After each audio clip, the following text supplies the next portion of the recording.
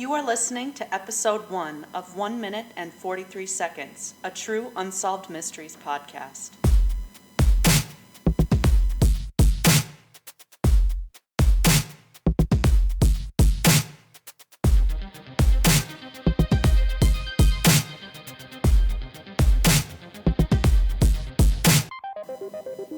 On the early morning hours of March 8, 2014, 227 passengers along with 12 crew boarded a red-eye flight from Kuala Lumpur International Airport to Beijing, China. The weather in Malaysia is hot, as per usual, but the weather forecast for that night was calm. All seemed normal as the flight took off and reached cruising altitude, with pilots making the typical calls to air traffic control. This was until contact suddenly stopped and the plane disappeared from radar screens. A routine sign-off by the pilot that indicated no sign of distress would be the last anyone would hear from the plane, as it never landed in Beijing, and none of the 239 people on board were heard from again. I'm your host, Megan, and this is the story of Malaysia Airlines Flight 370.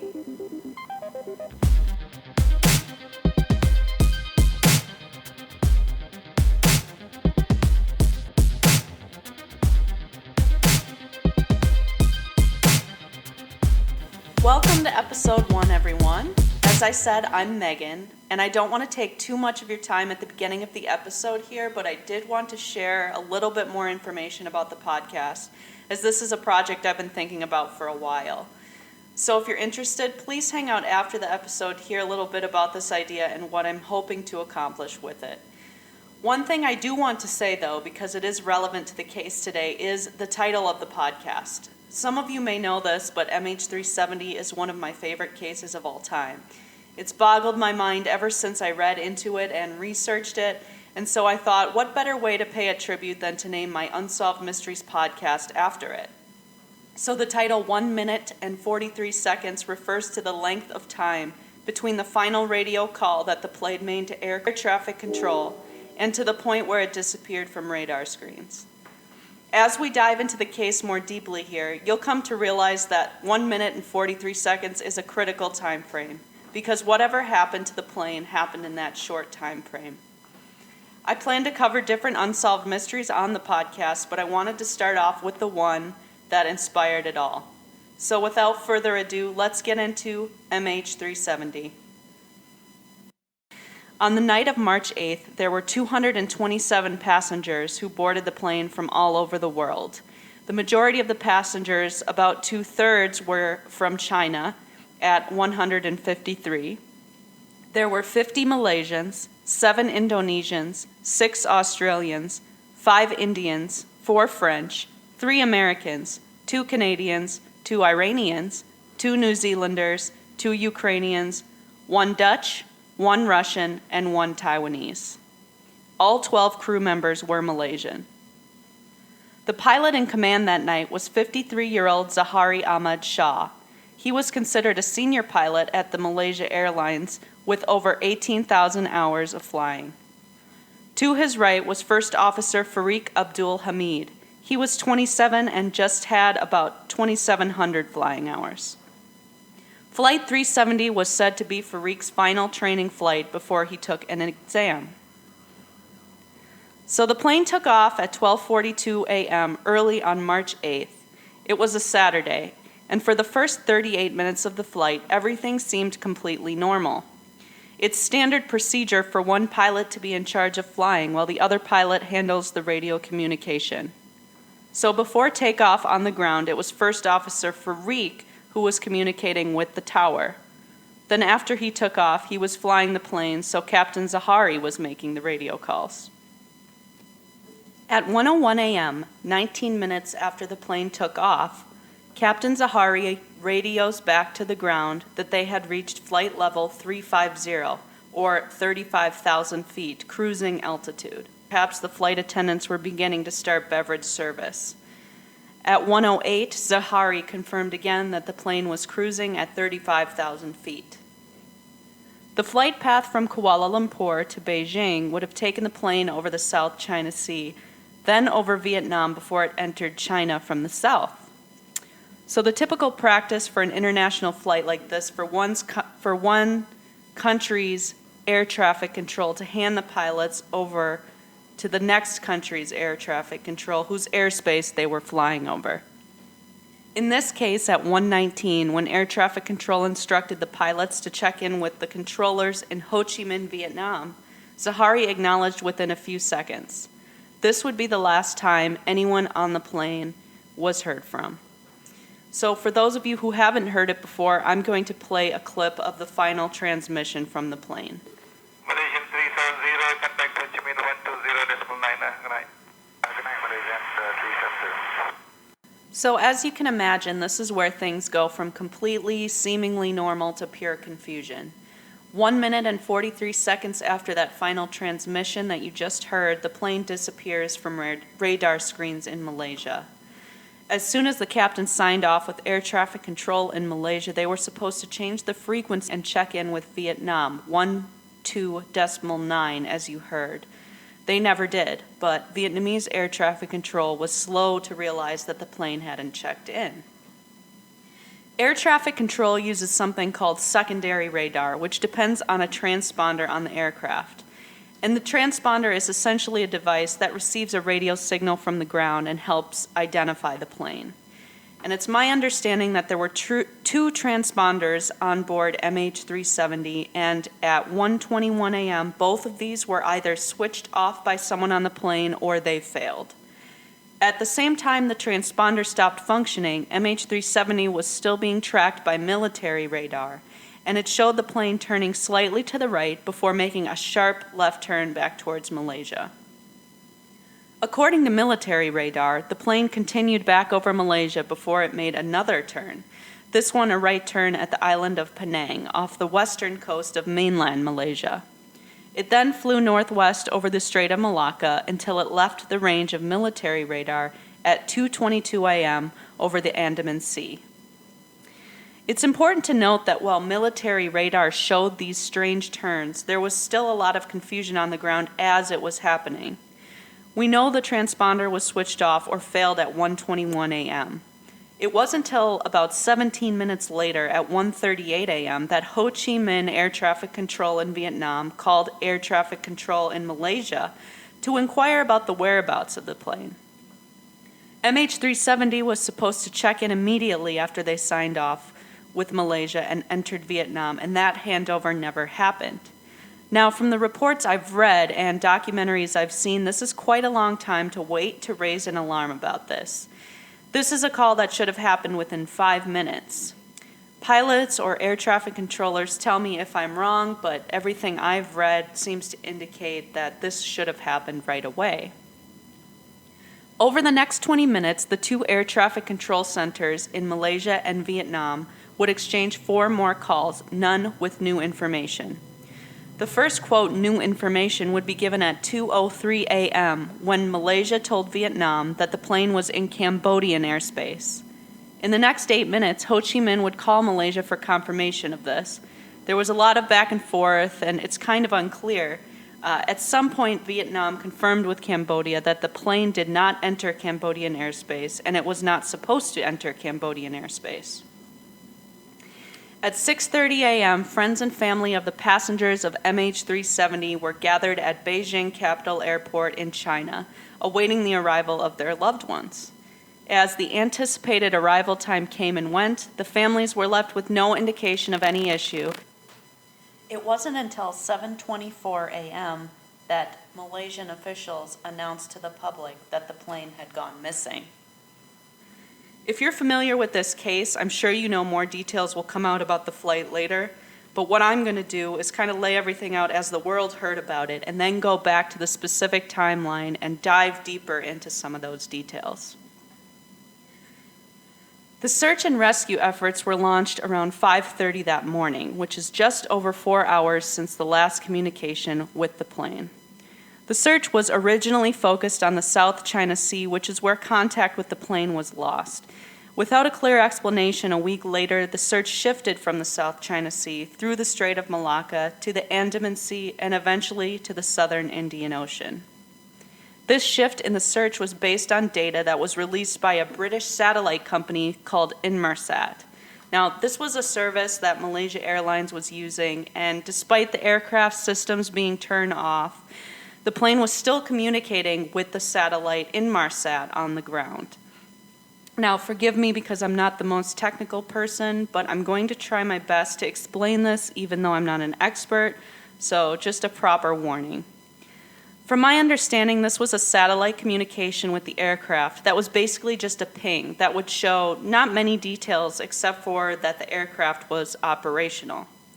And it can also be analyzed to show the approximate location of the plane based on how long it takes the signal to establish a connection. Electronic communication, basically.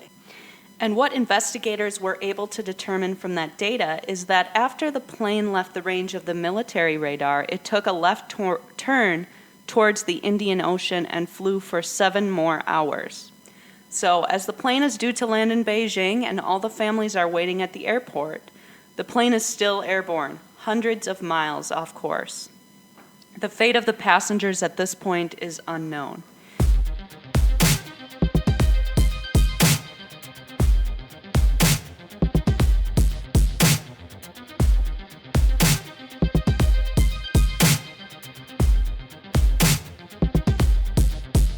We just covered the events as they happened on the early morning hours of March 8th, 2014, when Malaysia Airlines Flight 370 disappeared on a routine flight from Kuala Lumpur to Beijing.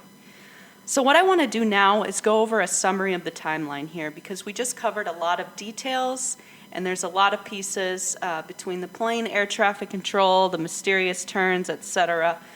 Also, we're going to have pictures of the route the plane took as well as timeline information posted on the Instagram page. So check that out at 143 Mysteries. So March 8th, 2014. This is a very early Saturday morning. At 12:42 a.m., MH370 takes off from Kuala Lumpur International Airport with 239 people on board. 12:46 a.m., air traffic control clears MH370 to climb to level 350, or cruising altitude. 1:01 a.m., Captain Zahari Shah confirms they have reached flight level 350. 1:08 a.m., Captain Zahari confirms again that they are maintaining level 350. 1:19 a.m., Zahari makes the now famous final radio transmission where he responds to air traffic control's instructions to check in with Vietnam, saying "Good night, Malaysian 370." 1:21 a.m., the plane disappears from radar, but remember it's still being tracked by military radar.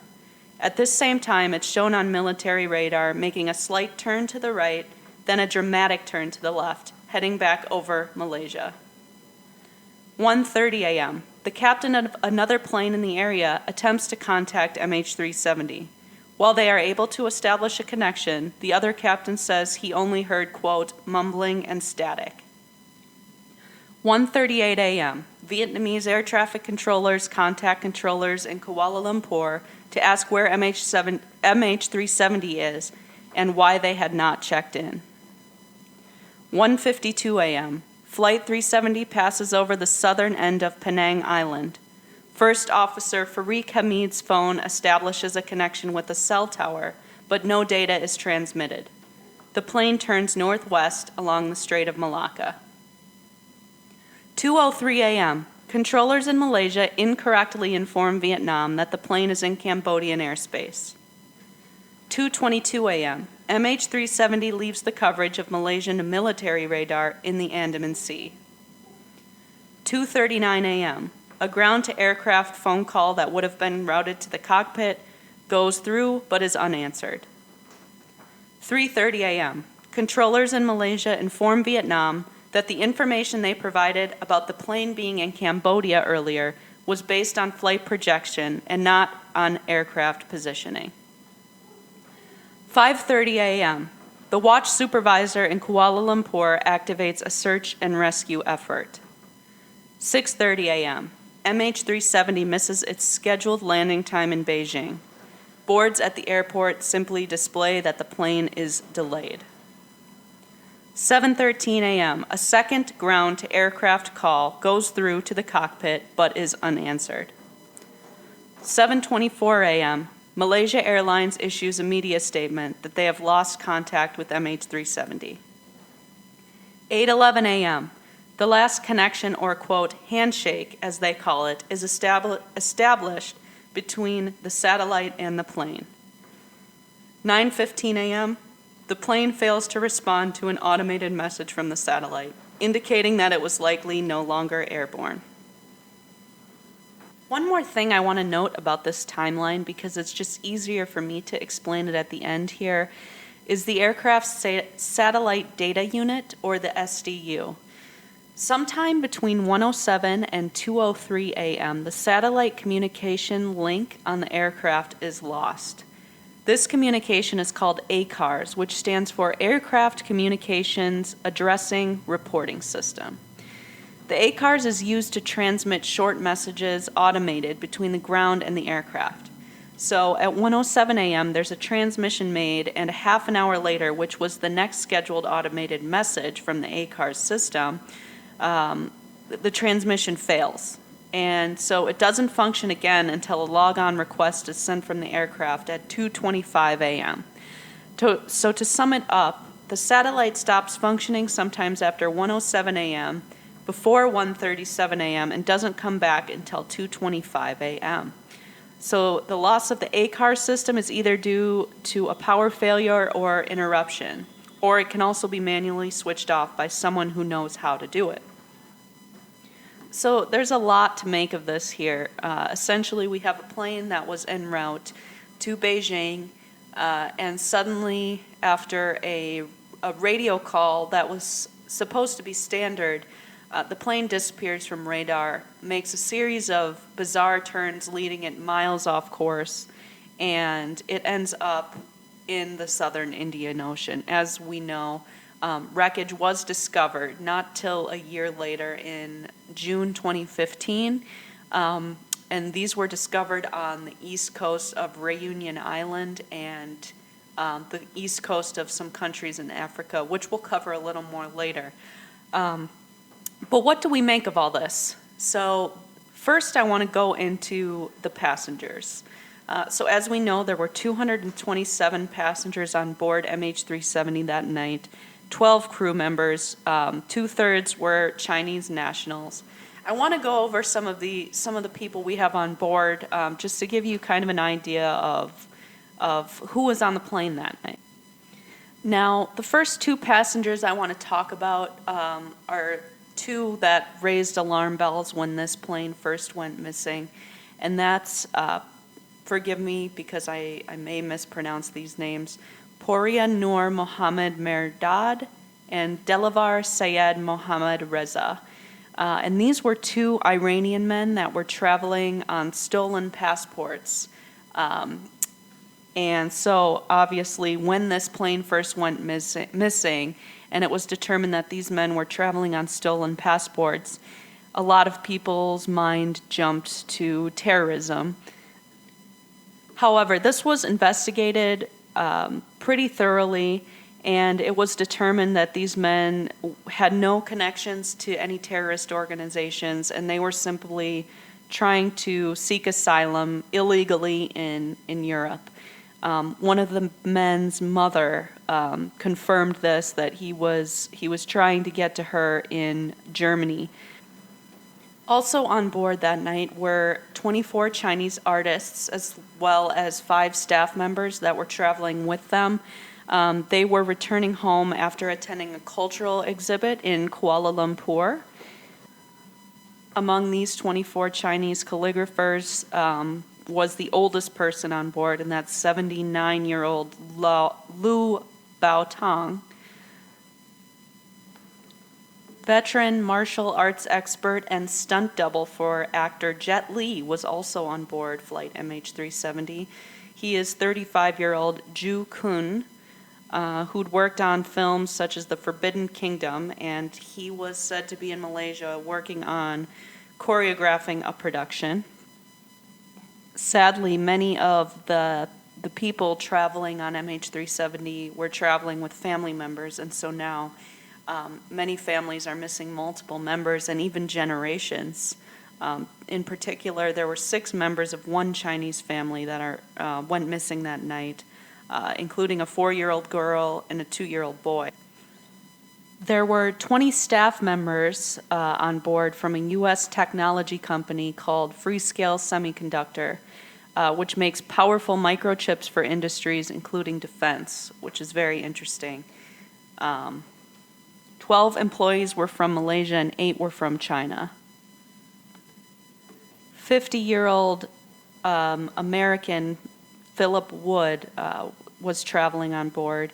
He had just been offered a new job for IBM, the company he worked for. He was transferring to Malaysia from Beijing. So he was on his way back to Beijing from Malaysia that night to help his girlfriend pack up and move their belongings. The youngest passenger on board MH370 that night was Wang Mohang at 23 months old. He was returning from a week's holiday in Malaysia with his mother, father, and 2 of his grandparents. 33-year-old Norli Akmar Hamid and her husband Razahan Zamani from Malaysia were on their way to a delayed honeymoon in Beijing.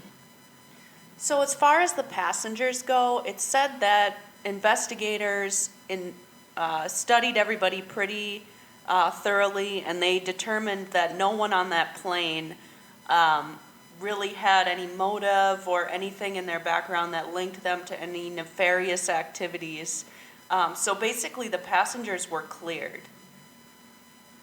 There were numerous searches of the Malacca Strait, the Andaman Sea, the South China Sea, and most notably the Indian Ocean, which is where we know the plane to have been in its final hours, or at least that's the prevailing theory. And the fuselage of MH370 was never located, along with the 239 people on board who are still missing, although presumed deceased. There wasn't any trace of the plane found until July of 2015. And as I mentioned earlier, these pieces were found on various coasts in Africa, which are consistent with the drift currents in the South Indian Oceans. There's actually a great video about this available on YouTube by Lamino. I'm sure many of you have heard of him before, but he did a great video on MH370, and I will certainly link that on our website. But anyway, according to him, there have been 32 pieces of wreckage total that were found from MH370, and if I'm remembering correctly, only a few of these were actually confirmed to be from the plane, whereas there are some others that are highly likely to be from the plane. So there are so many factors in this case, and it's so complex, it's almost difficult to pick a spot to start when you're trying to figure out what happened here. While investigators can't say for sure what happened aboard MH370 that night, what they have said is that they believe this was an act that was carried out intentionally by somebody that was very skilled, and for that reason, they have focused on the captain, 53-year-old Zahari Ahmed Shah. This has been kind of a subject of controversy on the internet and in Malaysia in general, because his family has denied that this would be something, that this would ever be something that he would do, that he wasn't capable of doing something like this. Of course, if he was responsible, that would mean he essentially murdered everyone on the plane before he committed suicide, which is a very grim thing to think about, especially for a grieving family. But we're going to delve more into the theory side of MH370 in the next episode. What I'm really trying for episode 1 here is just lay out everything that happened so people can kind of get a sense of this mystery, what went down, and kind of develop their own thoughts about it. So my first initial thought when thinking about all the events of that night, obviously the first thing that went wrong was the loss of communication and then the subsequent turn back towards Malaysia. So this on its own you could attribute to a number of things. So there's an in-flight emergency. Pilots are taught to aviate, navigate, communicate. So, or is it navigate, aviate, communicate? Let me look that up real quick. Right, so it's aviate, navigate, communicate, which of course is pretty self-explanatory, but I guess it basically means, you know, if you're faced with a problem, you want to first fly the airplane, deal with that, then you want to navigate to safety, then you want to communicate with air traffic control what's going on. As we know, there were no communications with air traffic control beyond that initial "Good night, MH370" radio call by the captain. So what we can deduce from that is either somebody wanted to stop the communication or there was an emergency that prevented them from communicating. We saw this with Air France 447 in, I believe it was June of 2009. That was the plane, for those of you that don't remember, that went down over the Atlantic Ocean. It was a flight from Rio de Janeiro, Brazil to Charles de Gaulle Airport in Paris, France. There was no distress call. It simply vanished from radar. Basically, 2 years it was discovered. The black boxes were discovered in the ocean, and it was determined to be a pilot error that caused the crash. And that's a whole nother thing. You can look into that if you want. But in that situation, the pilots were very stressed out, and they did not relay anything to air traffic control because it seemed like they were so focused on trying to solve the problem on their own. Did something like that happen to MH370? Investigators, looked at this, looked at the possibility, well, what would cause the aircraft to lose communication, but not lose its ability to fly? Because as we know, the plane continued on for hours after this happened. One other thing that people have brought up is that of hypoxia, which is essentially, as everyone probably knows, a plane is equipped with air pressurization tools because you can't breathe at 31,000 feet or cruising altitude because the air is too thin. So there are systems on board that make the air in a plane breathable, and that's why planes have oxygen masks, because if that pressure is lost, passengers use the oxygen masks to breathe until pilots are able to descend to a more breathable altitude.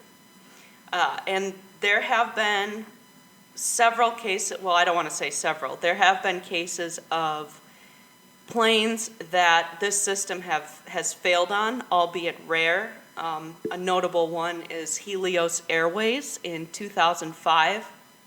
There was an issue with that plane, and I forget exactly the technical reason behind it, but essentially the system to pressurize the air in the plane failed.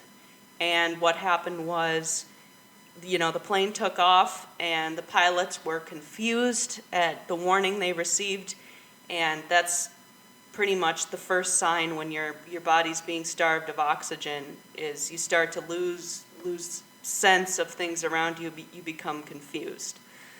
So eventually, as you can imagine, communication with this plane stopped. The Air Force scrambled up fighter jets to trail the plane and try to get an idea of what was going on. And what they saw were passengers slumped over in their seats, their oxygen masks were hanging down, and they were able to deduce from this that the plane suffered from a loss of cabin pressure. The system failed and the pilots did not correct it in time, so everybody basically suffocated on the plane. I know it's very grim. It's very sad. The plane eventually ran out of fuel and then crashed into, I believe it was either a field or a mountainside in Greece. So anyway, what does this have to do with MH370? A lot of people have thought this could be a possibility because the plane was airborne for hours, and some have speculated that at the end of flight, the reason the plane crashed was because it ran out of fuel. The route to Beijing was only supposed to be 5.5 hours, and I think they had enough fuel on board to fly 7 hours, and that's exactly how long they flew for. So, I mean, one could deduce that the reason the plane was no longer airborne is not because somebody landed it, but because it crashed and ran out of fuel. We'll cover that more in the theory section, but there are a few problems with this. And the first is that beyond the loss of communication, there were multiple turns made by somebody on board. So let's talk about that first turn back. That was a pretty sharp turn. As we know, it kind of went slightly to the right, and then there was a very sharp turn back over Malaysia. And this turn was not something the autopilot could have done. Because of the sharpness of the turn, it was determined that whoever was flying the plane did this manually. So somebody was in control of the plane on that initial turn back. For the following two turns, it was determined that they could have been done manually or they could have been done by autopilot. However, either way, if it was a situation where the autopilot made these turns, somebody would have had to put in those coordinates. Somebody would have had to instruct the plane's GPS to fly and make those turns. So what we do know is after the loss of communication, there was somebody in control, at least for those two turns up until the final turn towards the southern Indian Ocean.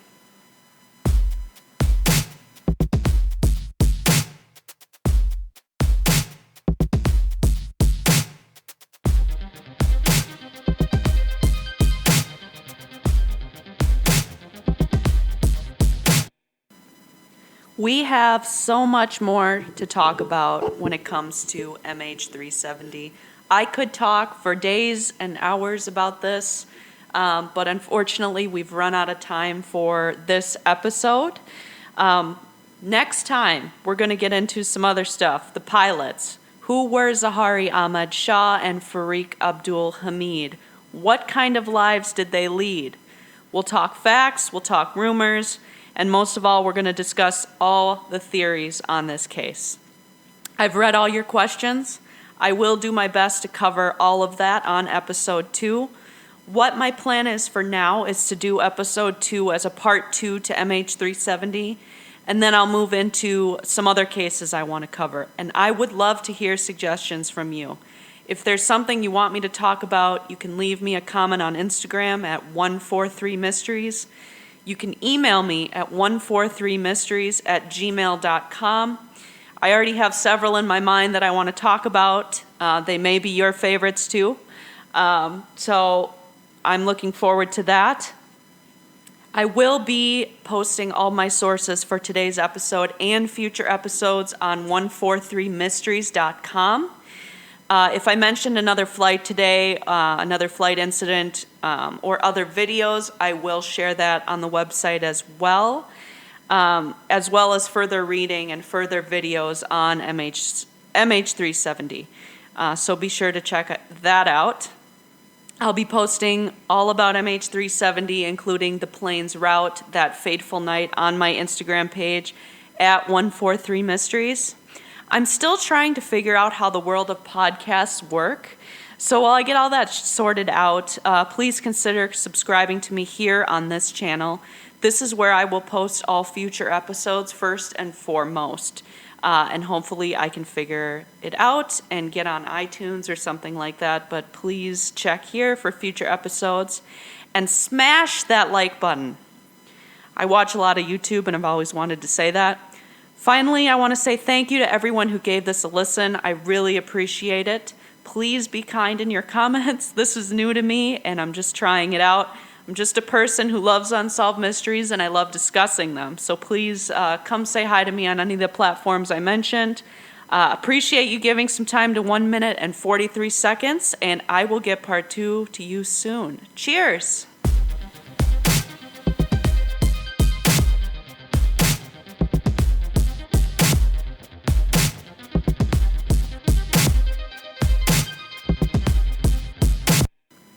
This podcast has been approved by Skipper the Cat.